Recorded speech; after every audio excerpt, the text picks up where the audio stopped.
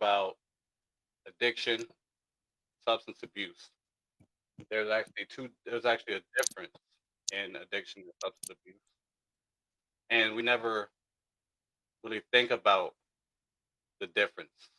We just automatically assume that they are the same, and they're actually not.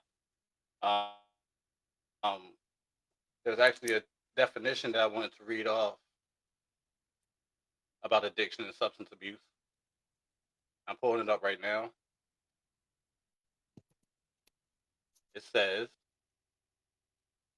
substance abuse is defined by either the use of illicit substances or the misuse of medication. The abuse can appear to be can appear to be casual in certain settings. Addiction, on the other hand, is defined by using substances that have an impact on the brain's reward center that's so strong it alters brain functionality. So the difference is basically that one is, which is the substance abuse, is the fact that you use, right? Or the fact that I use, or the fact that we use. But the addiction is when the obsession and compulsion kicks in, when that's all you think about throughout the course of a day, when your whole uh, being is centered around the thought of catching that next feeling. And with that being said, a lot of times it leads us down a dark path. It leads us down the road of um, wanting to do anything to be able to produce that high, like committing crimes, robbing, stealing, um, breaking into houses, all kind of things, prostitution, all types of things, just to get that feeling, to get that high. And tonight we have a special guest contributor, Miss Shirelle Campbell, will uh, give her personal opinions on addiction and substance abuse for the night, and we'll just elaborate on that after that. So I introduce Miss Shirelle Campbell. Oh, so my thoughts on this is addiction. Addiction, of course, you can be addicted to anything, any type, but it don't even have to be drugs. That's an addiction. Like, you just can't go without or do without. Being addictive in a way such as substance abuse, we use certain chemicals to let it alternate our mind and our thoughts, and we have to have that feeling to want to go get it at all times. And that's what causes us to spiral out of control. Mhm. So Um, go ahead. I can't hear you.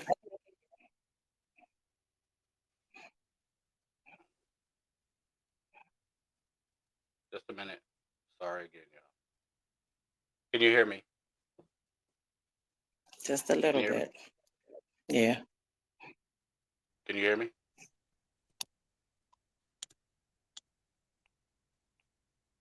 Can you hear me?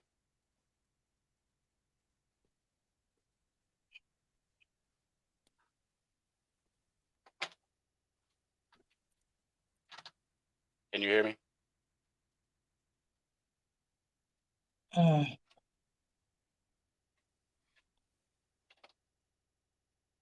Can you hear me? a little, Okay. very, So can very you repeat what you faintly. right? Can you repeat what you were saying the first time? I said addiction. Um, for me, my thoughts and my opinion on addictions is versus substance abuse. Addiction, you can be addicted to anything. Anything that alternates your mind is an addiction. Anything that you can't do without is an addiction. For us, me, you, substance abuse is dealing with, for me, my thoughts is dealing with the drugs, something we can't do without, something that we do and go that gets spiraled out of control that we got to have at all times. Um, that's my outlook on the substance abuse. But you can be addicted to, besides drugs, like music, sex, like anything you can be addicted to. But for us, we're addicted to the chemical, which is the substance abuse. And that's the difference. Addiction can be anything. But we chose the substance, which is the drugs, to make us spiral out of control. We don't know how to do just like one. We got to keep going and going and going and going and going, you know, and then find means and ways to do more and to get more.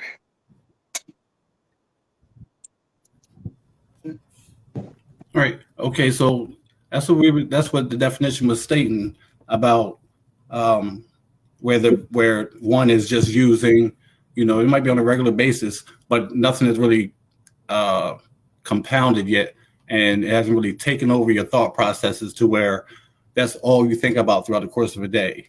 I know me personally, I always try to share a little bit about myself. My addiction started at the age of between 14 and 16, and it was drinking.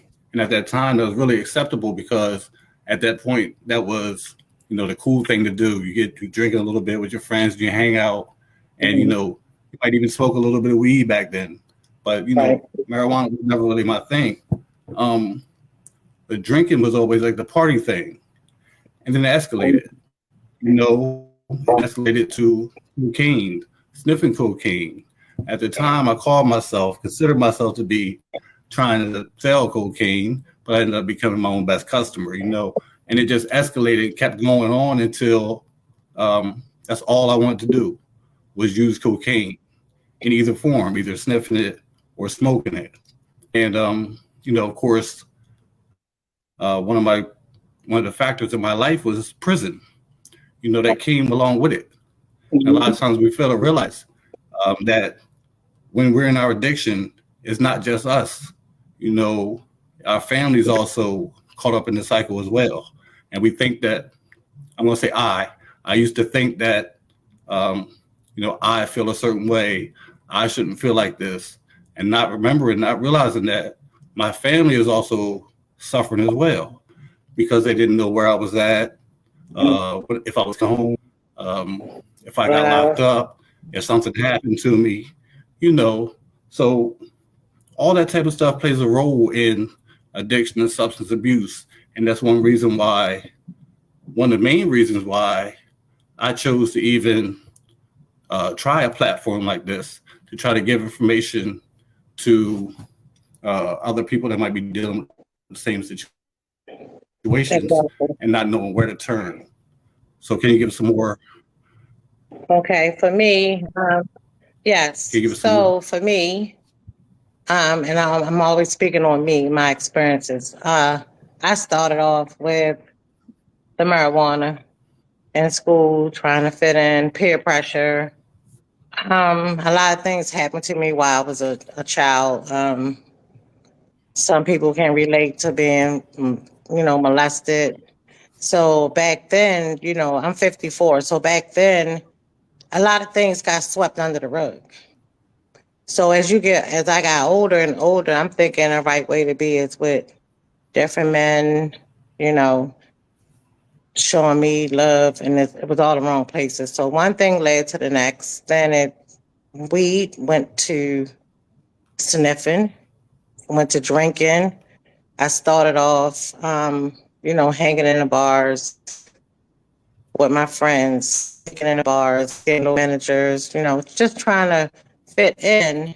And like I said, looking for love on the wrong places. I had my parents in my life. My dad was, a veteran, and he worked all the time. It was like we got to do what we want to do. We had structure, but once you get outside, it's different from you being in the house and somebody's actually watching over you.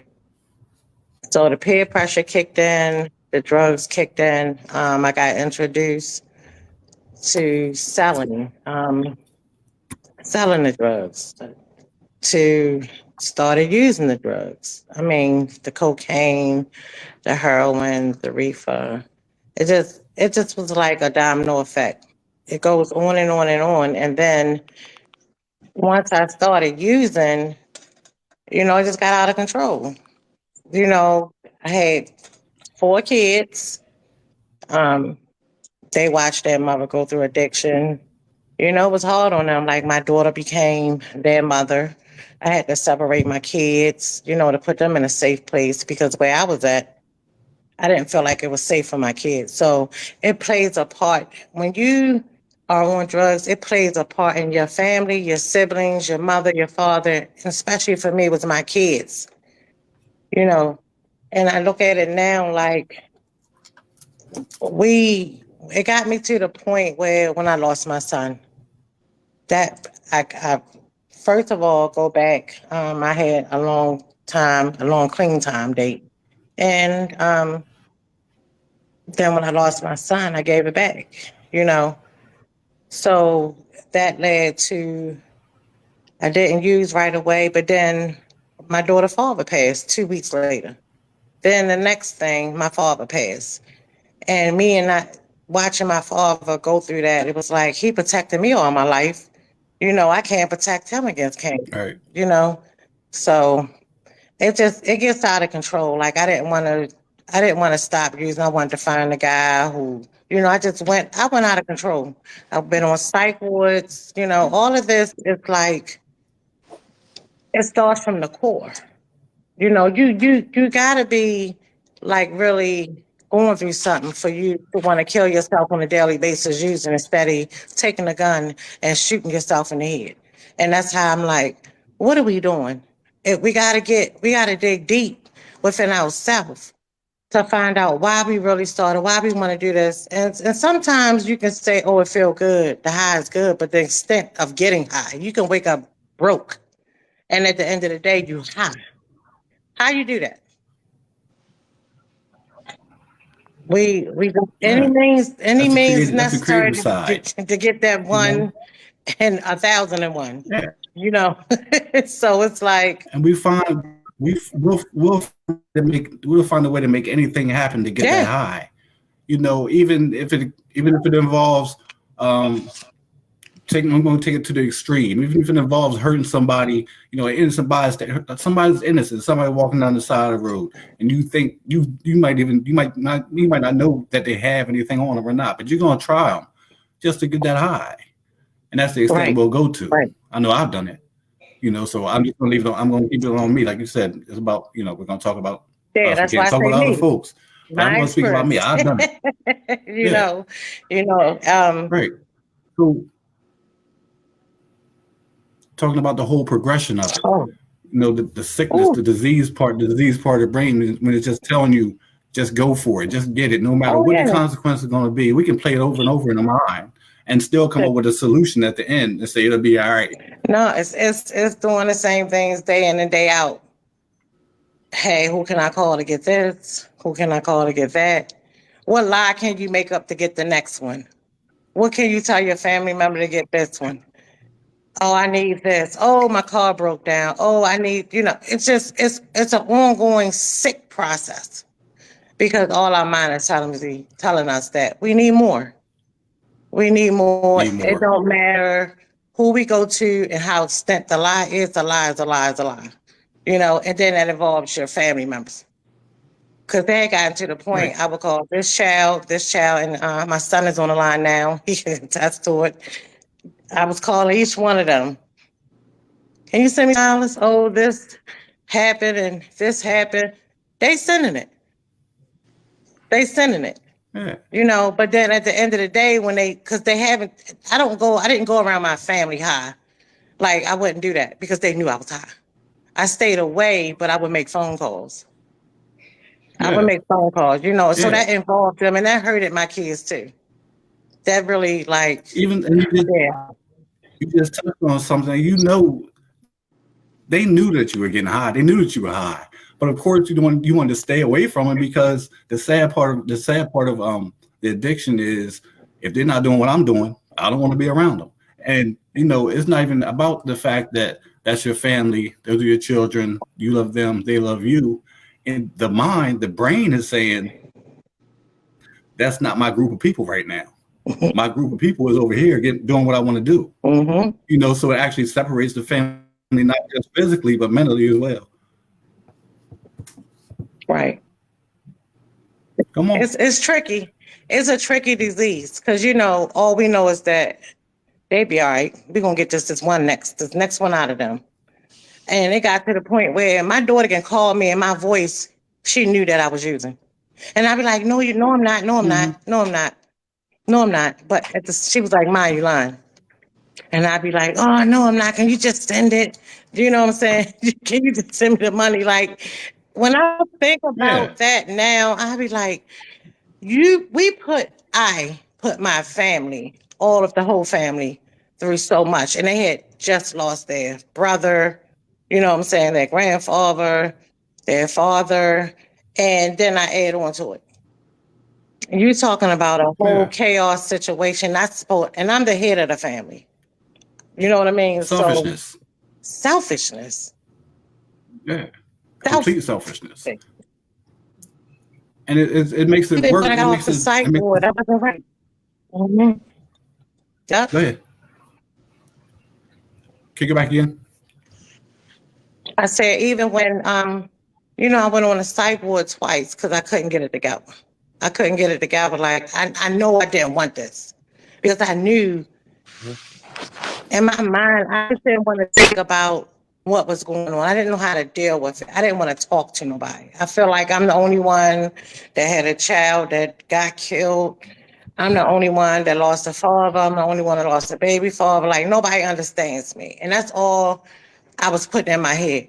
Nobody understand what I'm going through. Like I was in it alone. I made myself be alone because I didn't reach out. I didn't call someone to help because I didn't want to. I just want to continue to numb and do what I wanted to do, use and whatever else. But And with that numbing, and that's all it does is numb. It don't alleviate anything. It just like the everything is still going to be there. It's just going to it might for a minute, for a few minutes, for a little that's while it. minimize, but that's not going to alleviate everything's not going to be completely gone. So when you're done, well, when I'm done, everything is going to come back, and it's probably going to come back tenfold. It's going to come Mm-hmm. back stronger. It's going to come back harder. It's going to come back bigger, badder, and it's That's just going it. to make the situation worse because now you have to not only deal with the issue at hand, you have to deal with everything that you created while using. Exactly. Exactly. Right. So, with all that being said, you gave us a beginning, you gave us a middle. Now, how do you make it now on a day to day basis? We started from the addiction. Understanding went to the definition of addiction. Then we both shared a little. You shared about situations in your life, which is the middle. So how did you get to the point where you are now? Just wanting to be different, just wanting to change the situation, the circumstances, and better your life. First of all, I would like to thank the program that I was in. I don't know if I should mention or not, but you know what program I went through. I've been touched. My high power, surrendering. You have to know when enough is enough. Like you're done. Your mindset. I was taught that you have a higher brain and you have a lower brain. We've been using our lower brain for a long time, for all the worst things. So now today I decide I'm not using it anymore. I have choices. I can make better decisions because I no longer have a cloudy mind. Mm-hmm. I lost you, Shirelle. You lost me. Can you hear me? Okay, there you are. There you are. So We were talking about the higher brain and lower brain. yeah. So today I chose to use the higher brain, which is powerful, which is thinking for better and think about what if I choose to do this, the consequences that come behind it. So I know what consequences came behind my addiction. So I just choose not to live like that today. Um, I don't go to meetings. I just chose to choose church. I said God conquers all. So that's for me. Mm-hmm. I have been to meetings. Like I said, I had a substantial amount of clean time. I've been in the programs. I just choose this time to do church and use my higher brain, which is don't go around the same people, places, and things. I built a network within my family because I have to rebuild and restore and regain their trust, and to be around them and letting them see and not only show them, show myself that hey, anything is possible for what you've been through the past couple years. Like they look at me and like, wow, So it's like self gratification, but not so much as that because that's what I supposed to do. I supposed to have been using my higher brain from the jump. I was supposed to reach out when I was feeling that way, you know, but I didn't. But now I know what to do. I have a network, which is you and others. I really appreciate and moving forward how I stay every day. I pray when I wake up. I pray throughout the day. Life be life, and like every day is not a good day. But that don't mean I have to Life be go. life, and Every day is not a good day. That doesn't mean that because I'm having a bad day, oh, I gotta go have a drink or I gotta go use because things not going my way. It's called being an adult, being positive and using your higher brain, which is that bad day is going to turn into a totally different type of beast they don't once want we the do rap the use. rail out here no more. They can't handle me. Right, I can't even handle right. myself. So I took myself out the equation. And now surround myself with family members, people that network, people that are crucial to my recovery, people that can understand me as well as I understand them.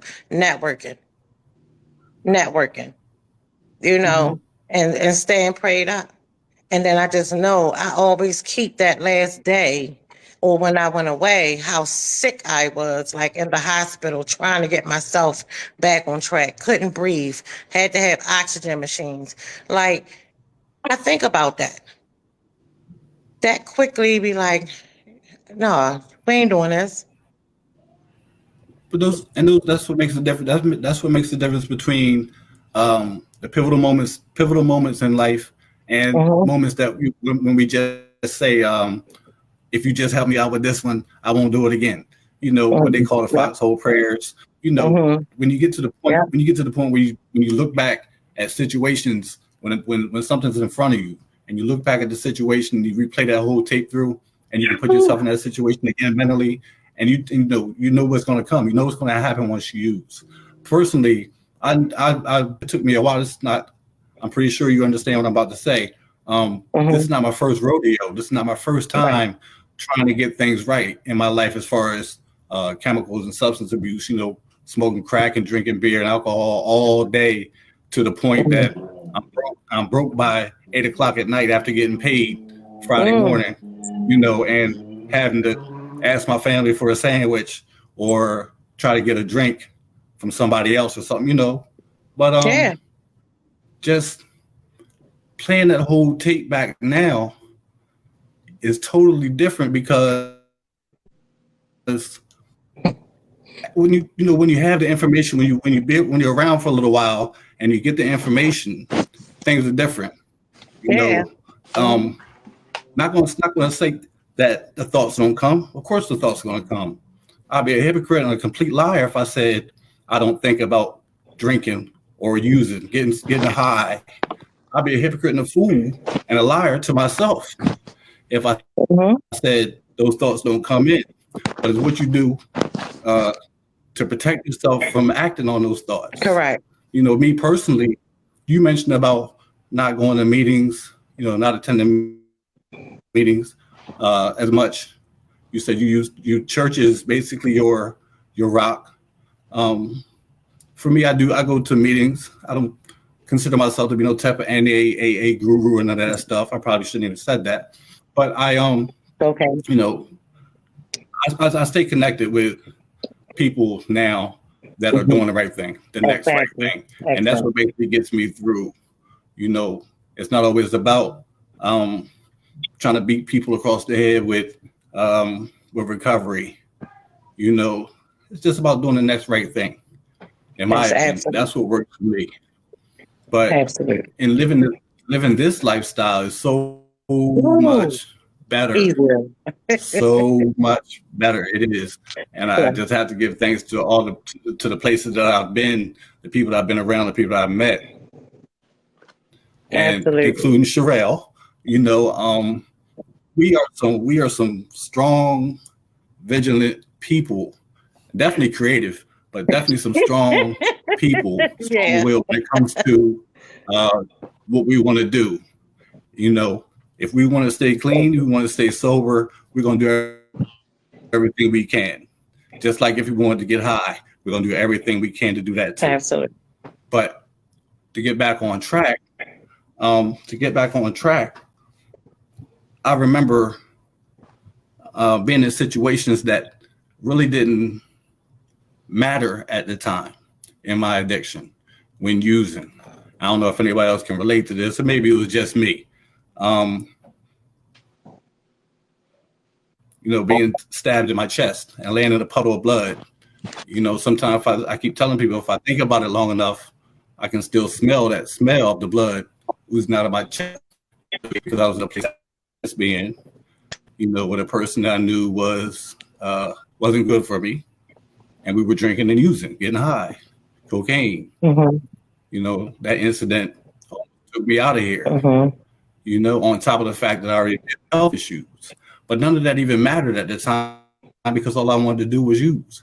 All I wanted to do was get Mm-hmm. high. Um, uh, doing crimes, committing crimes, knowing that it could possibly lead me to prison. I already spent multiple years out of my life and my children's life, my family's life, Mm-hmm. because I was chasing that next high. So nothing really mattered other than what I wanted at the time. Right. Right. So the reason for me saying all that is I was leading up to this point that we're at in our life right now. We want to stay focused and stay on track and live the life that we're living now. So we still have to put in the same effort to make that happen, just like we made the other thing happen. Absolutely. It's called flipping it. Flip from the negative to the positive. And like I said, it all stems from your mindset. Your mindset. That's it. You got to change your mindset. I believe in that so well. Like doing what I'm doing each and every day. Trying to give back, trying to, be around in a positive way. It makes me feel good. It can be tiresome, but hey, it can't be no tiresome when I was running the street. So I look at it like, Right. and yeah, you do get them thoughts, but I try to, when I get in the moment, like if I'm going through something, I sit still. I sit still, very still. I don't move. I don't touch nothing.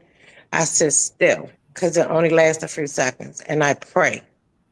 And I say, you're not doing this. We're not doing this. And then I keep replaying. I keep replaying like my health. And I think about my kids, my grandkids, my whole family. Like they're my life. So moving forward, it's like, and I'm speaking for me, and I know that I can give hope to somebody else. Like, don't ever give up. Mhm. But these time and days, you can't trust these chemicals out here. It's not like you get clean, please stay clean. Because it's like we playing Russian roulette. I don't That's even what it think is. about because they think that these people who out here that's selling it are chemists. They don't know what they're doing. Like they playing Russian roulette with your life. You're playing it with your life. You try to minimize, oh, I'm gonna do just a little bit, just that little bit can take you out, especially when you have clean time up under your belt and you think that you can do just that one. Don't play Your with your life. system's not the same anymore.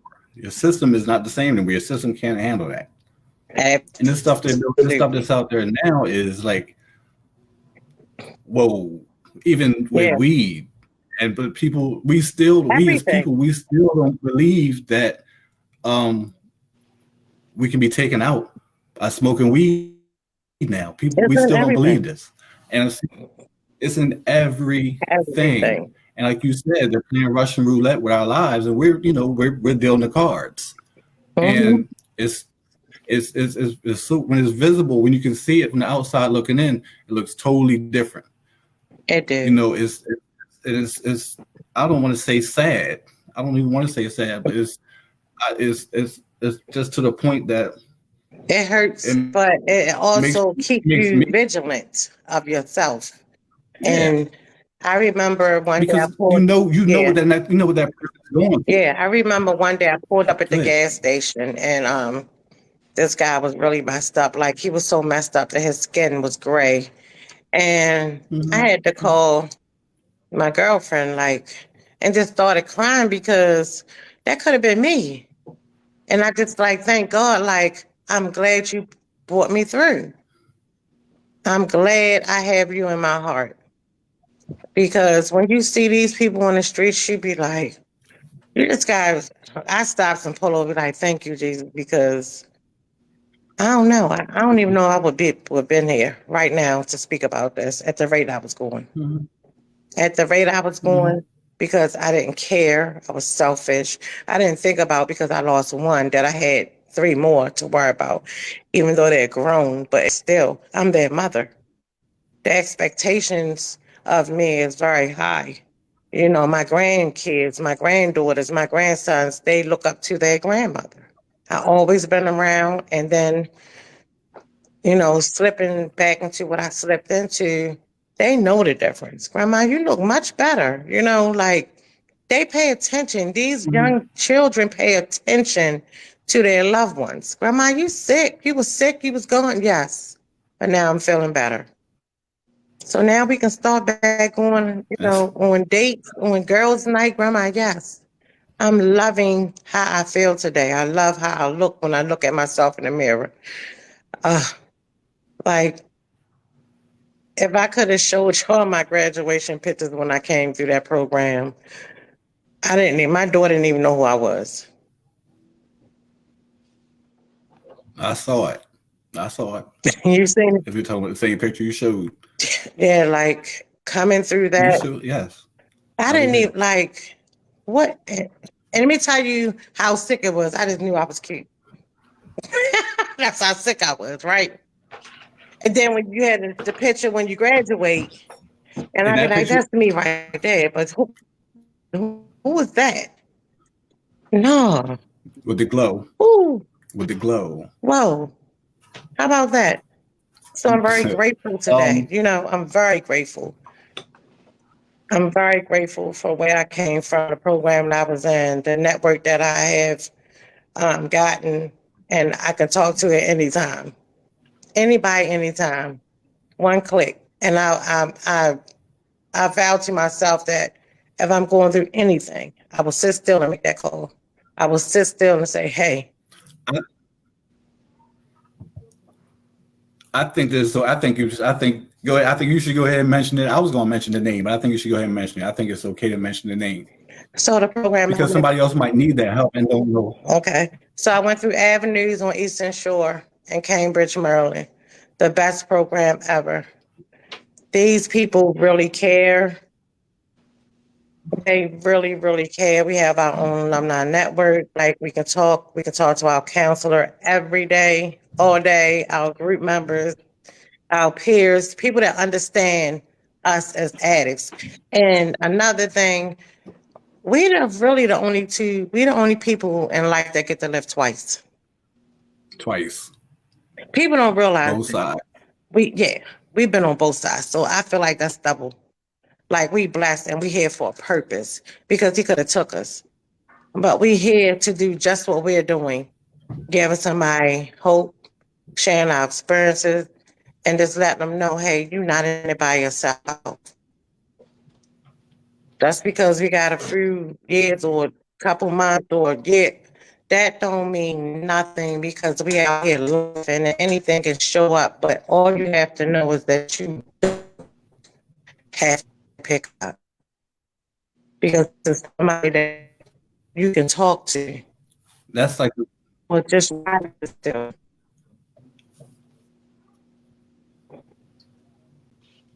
a lot of times. That's all we want. That's all people want. Well, I know for me, a lot of times, all I really wanted was just I lost you against Shirelle. a lot of times all I really wanted was just to be able to vent, just to be able to talk. Um, I'm hoping that I didn't lose Shirelle completely for the rest of the broadcast, but she mentioned something that was super duper serious was the fact that we have been on both sides. Everybody doesn't have the opportunity to be on both sides of the fence. Um, Being an addict is not necessarily the end of the road, not necessarily the end of the world. Um, because that's our testimony, or whatever you want to call it. That's our testimony because um, living a normal life, what is considered normal in society, uh, people tend to think that they have it uh, going on. They're really doing what they're supposed to be doing.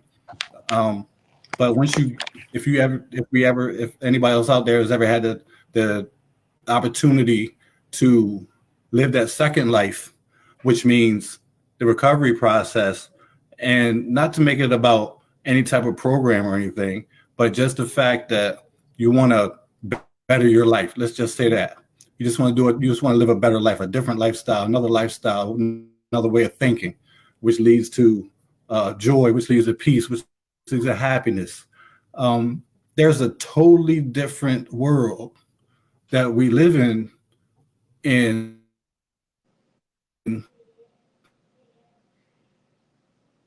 now your thoughts are clearer. They say once you stop using that you get an instant pay raise, which means that costs me financially, it costs me my family, it costs me my freedom, it costs me my health. Sometimes we don't even think about that. Sometimes I didn't think about that. All I thought about was just getting the next hit, or I thought about just getting another drink, or I see that I lost a little bit of my connection too. Sorry about that. I apologize, but I'm going to continue. I'm not going to let this defeat me. I lost a lot of things in my addiction, right? Um, but I'm slowly gaining these things back. And at some points in my life, sometimes in my life, I felt like I wanted to give up on myself. A lot of people that truly care about me, a lot of people that truly love me and want to see me succeed and do better, they never gave up on me. They always pushed me. A couple people fell to the wayside because they thought that I was done for. They thought that I was either going to probably disappear off this earth in a negative fashion, or they just pushed me to the side and felt like I wasn't going to try to achieve anything else other than using. But my goal and my mission is to pull myself back up like I'm doing. And I'm very proud of myself. Believe that one. I want y'all to know that. And to bring somebody else along with me on this ride, on this journey.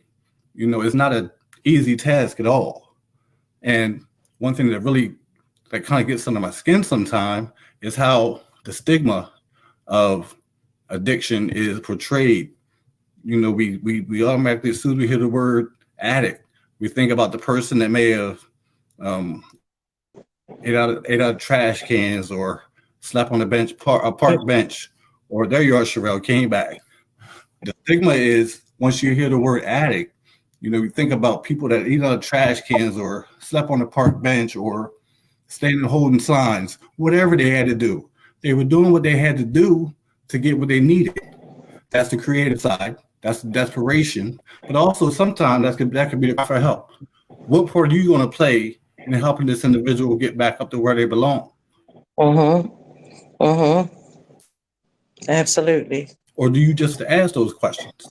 I wasn't afraid to ask those questions because I know what it felt like. Yeah. Because people would look from the outside looking in. The very first thing would be, oh, they don't want to work. All they want to do is get high. But first, we have to remember we don't know a lot of things about a lot of people. Certain situations could be mental health, substance abuse, homelessness, and mental health all go together. And I'm going to give you an example of why I say this. Or answer I questions. remember using. I remember not having a place to go. And I remember smoking crack, right? So these three things. I'm smoking crack. I don't know what's in it. The person who uses it as long as they continue to give it to me. That had to be Right. some type of insanity there. There is some type of insanity there. I'm using a chemical Mm. that I have no clue about, nothing. I don't know any information about it. I don't know what's in it, nothing. But if it's giving me that feeling, I'm going to continue to use it every day if I can, all day for the rest of my Absolutely. life. That's how I felt. I'm glad Absolutely. you made, I'm glad you made it back, Shirelle. I've been here. I haven't gone anywhere. Okay, well you all screen. You all screen. That's why I said that. But yeah, just my whole reason I wanted to share this with you earlier too. I didn't get a chance, but my whole reason for um, even wanting to have conversations like this, even like a lot of times, like I said before, this is only my second live, right? But I'm Mhm. not going to give up. I'm going to keep doing what I'm doing because somewhere Absolutely. down the line, somebody's going to pick up something. Somebody's going to, it's going to hit home with somebody. Mhm. You know, Mhm. like I remember sitting in classes and or sitting in groups or whatever, and somebody came in and I heard pieces of my story or I heard my whole story from somebody, and you'd be amazed at like when people say these little cliches, a lot of these things really make sense and they really do um, work themselves out even through another person. So please just don't give up. If anybody needs to contact me via Facebook, email. I want to start doing some different Mhm. things with different people. I want to connect myself with different agencies. I want to start getting to the point that, I'm not too familiar with all this podcast stuff right now. It's Mhm. not even, you just see a blank wall behind me with my little life chat sign for right now, because I feel that like it's not even about the information. It's It's not about about what the they wall. see, it's about what they hear. People, right, but people would rather see the nice decorations on the wall and a pretty background and miss the information, Mm. you know. But I'm gonna call it decorations. That stuff's coming soon too. My little studio will be set up, but for right now, it's just about trying to reach out and To help help somebody someone. else. You Absolutely. know, that's what Absolutely. it's about for me. That's why it's called life chat. We're talking about basic, regular, everyday life that Everyday sometimes we sweep living. under the rug and people overlook and we don't want to talk about. But that's why I love doing this because Mhm.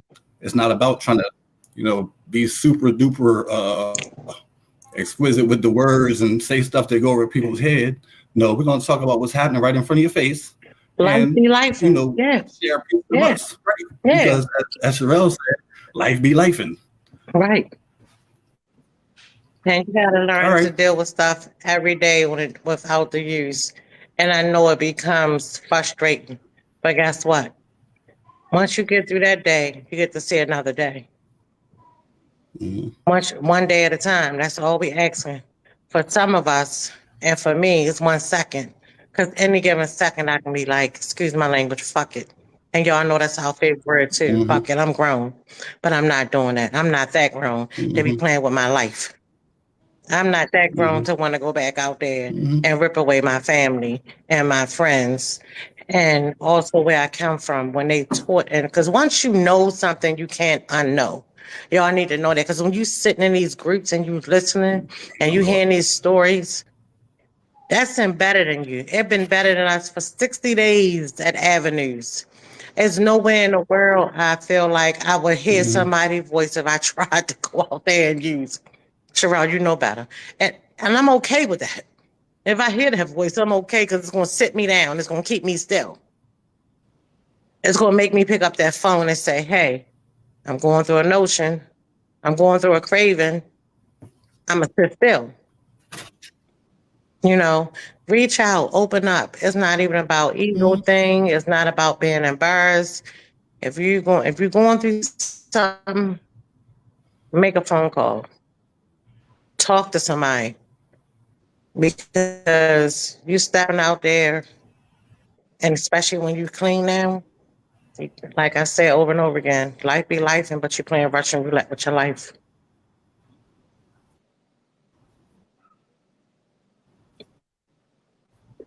And everything is like this. When they always said, like, when you left, those same people are in the same spot doing the same thing, waiting for you to come back. Sadly, we think that because we're trying to do something different, that everything out there is is doing something different, which is not always the case. Nope. We're thinking that I'm doing this, I'm doing that, so I can go back to my old neighborhood. I can go back around the same people.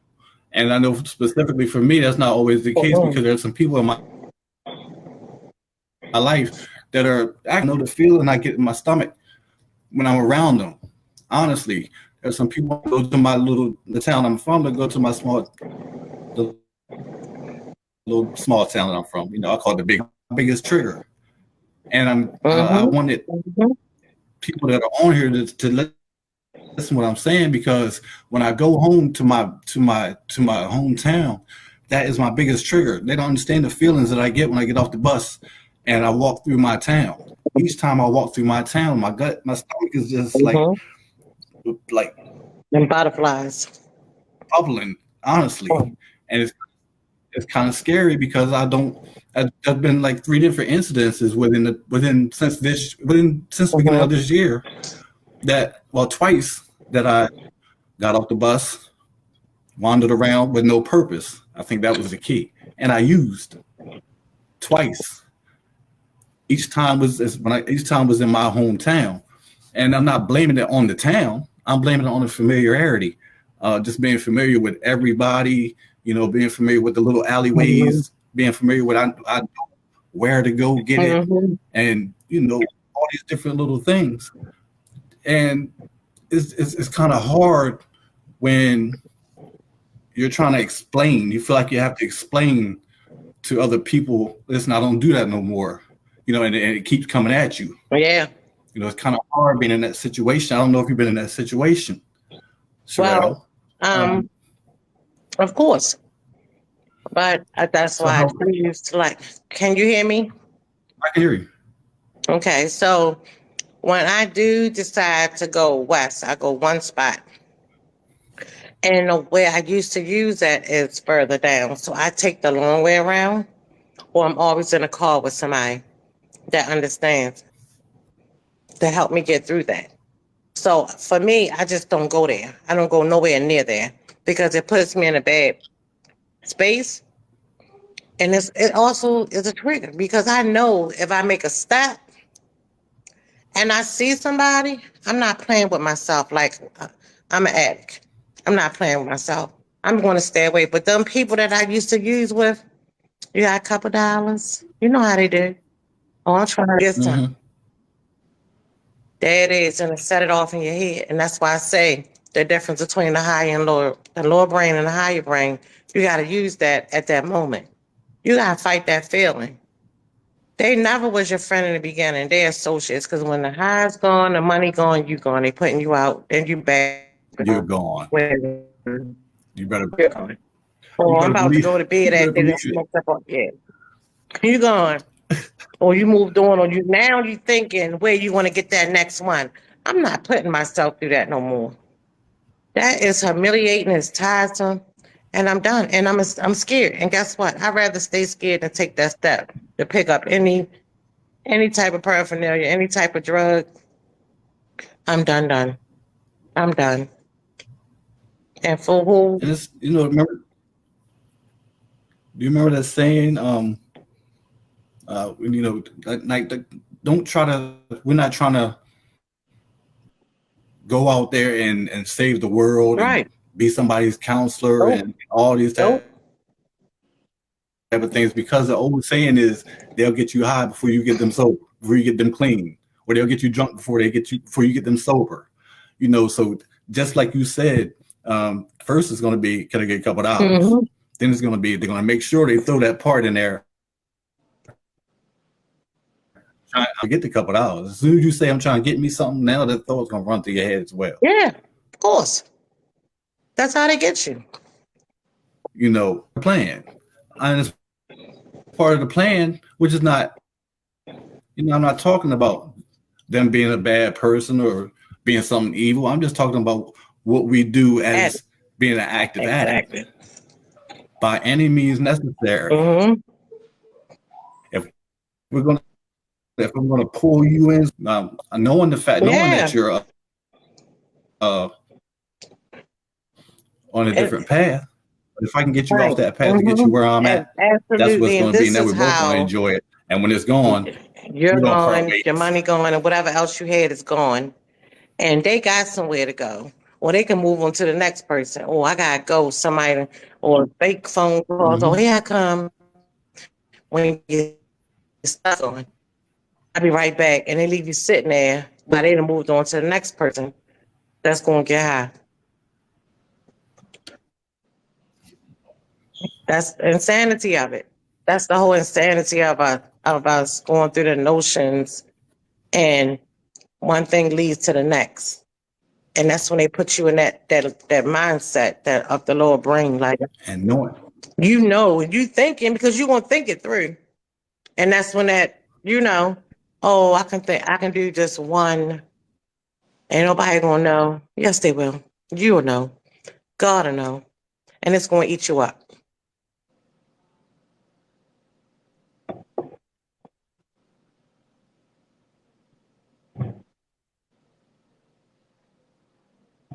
Uh-oh. Thank you.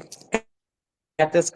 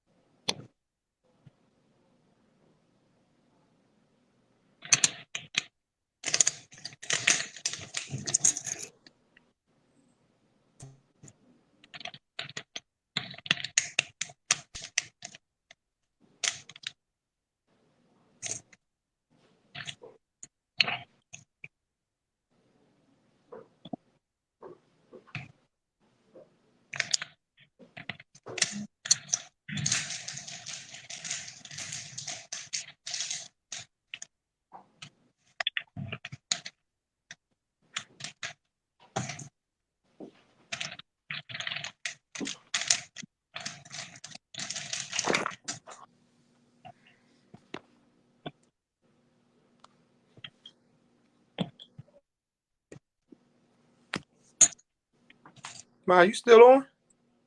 I think he got disconnected. I think we done, but I don't know. This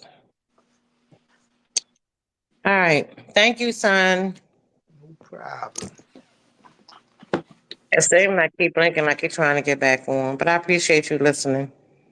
It's Definitely. gonna get better. He from Avenue C. There you go. He's coming back, but I don't know. I'm Shirelle. I'm back. Yes. I'm back. What Sorry about happened? I messed around and lost my connection. I'm sorry I Okay. didn't get the end of what you were saying. It's okay. That's the type of Things gonna time, get better. Just this far. right? And I'm glad you said that again because initially, my like last week, I had a couple difficulties, couple things happened, but um I'm gonna keep pushing through with this. I don't Yeah, I of enjoy course. this. This I appreciate you I'm having me. I appreciate you being on. I'm sorry about I don't want to keep apologizing for the technical difficulties, but that's what it is right now. That's hey. Practice make Situated. perfect. But yeah, but yeah. Practice make perfect. No judgment. I appreciate you, giving me the honor to do so. So, And I thank you. you're welcome. All right, Dirk. Thanks a lot. Thank you. Have a good night. Thank you for joining Like That Podcast. That's our segment for the night. I appreciate you all. Thanks for the support. Good night.